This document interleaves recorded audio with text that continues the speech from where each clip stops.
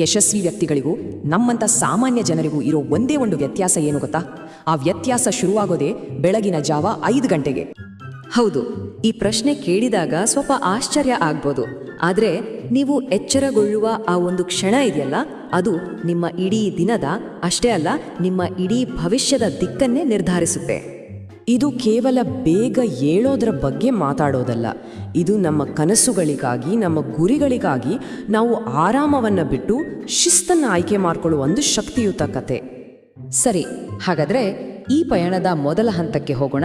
ಇದು ನಾವೆಲ್ಲರೂ ಪ್ರತಿದಿನ ಸಿಕ್ಕಿಹಾಕೊಳ್ಳುವ ಒಂದು ಹೋರಾಟ. ರಾತ್ರಿ ಹೊತ್ತು ತಡವಾಗಿ ಮೊಬೈಲ್ ನೋಡೋದು, ಗಂಟೆಗಟ್ಟಲೆ ರೀಲ್ಸ್ ಸ್ಕ್ರೋಲ್ ಮಾಡ್ತಾ ಇರೋದು, ಬೆಳಿಗ್ಗೆ ಅಲಾರಂ ಹೊಡೆದಾಗ ಏಲೋಕೆ ಆಗದೆ ಇನ್ನೂ 10 ನಿಮಿಷ ಅಂತ ಸ್ನೂಸ್ ಬಟನ್ ಒತ್ತೋದು. ಇದು ನಮ್ಮೆಲ್ಲರಿಗೂ ಗೊತ್ತಿರೋ ಅನುಭವನೇ ಅಲ್ವಾ? ಆದರೆ ನೋಡೋಕೆ ಸಣ್ಣದನಿಸೋ ಈ ಅಭ್ಯಾಸ ನಮಗೆ ಗೊತ್ತಿಲ್ಲದ ಹಾಗೆ ನಮ್ಮ ಕನಸುಗಳನ್ನೇ ಕದೀತಾ ಇತ್ತು. ಒಂದು ವಿಷಯ ನೆನ್ಪಿಡಿ, ಆರಾಮ್ ಅನ್ನೋದು ತುಂಬ ದುಬಾರಿ.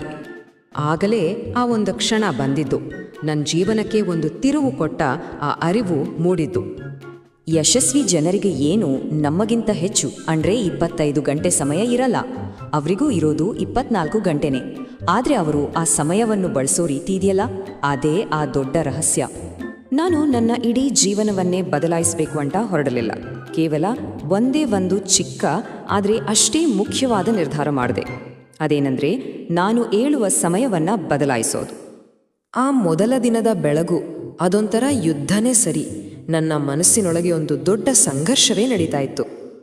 ಒಂದು ಕಡೆ ಬೆಚ್ಚಗಿನ ಹಾಸಿಗೆ ಆ ಆರಾಮ ನನ್ನನ್ನು ಮತ್ತೆ ನಿದ್ದೆಗೆ ಜಾರುವಂತೆ ಸೆಳೀತಾ ಇತ್ತು. ಇನ್ನೊಂದು ಕಡೆ ನನ್ನ ಗುರಿಗಳ ಧ್ವನಿ, ಏಳು, ಇದು ನಿನ್ನ ಭವಿಷ್ಯ ಅಂತ ಎಚ್ಚರಿಸ್ತಿತ್ತು.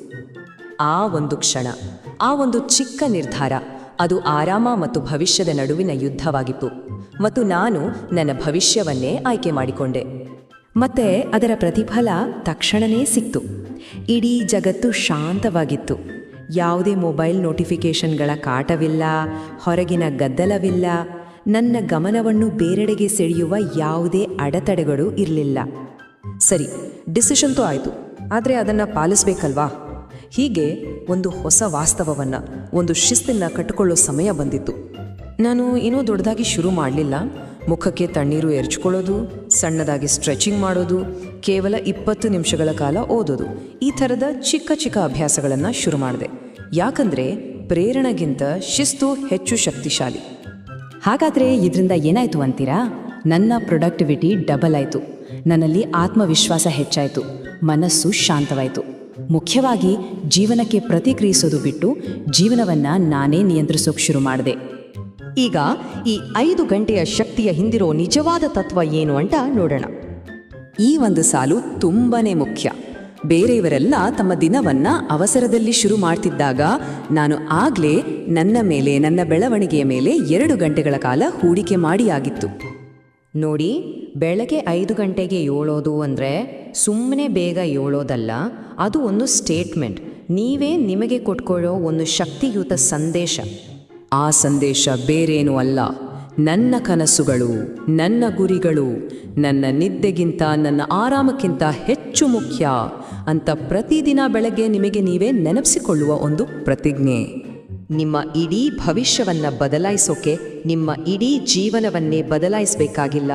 ಕೇವಲ ನಿಮ್ಮ ಬೆಳಗಿನ ಸಮಯವನ್ನು ಬದಲಾಯಿಸಿ, ಅಷ್ಟೇ ಸಾಕು. ಈಗ ಆಯ್ಕೆ ನಿಮ್ಮ ಕೈಯಲ್ಲಿದೆ. ನಾಳೆ ಬೆಳಿಗ್ಗೆ ಅಲಾರಂ ಹೊಡೆದಾಗ ನೀವು ಮತ್ತೊಮ್ಮೆ ಆರಾಮವನ್ನು ಆಯ್ಕೆ ಮಾಡ್ತೀರೋ ಅಥವಾ ನಿಮ್ಮ ಭವಿಷ್ಯವನ್ನೋ?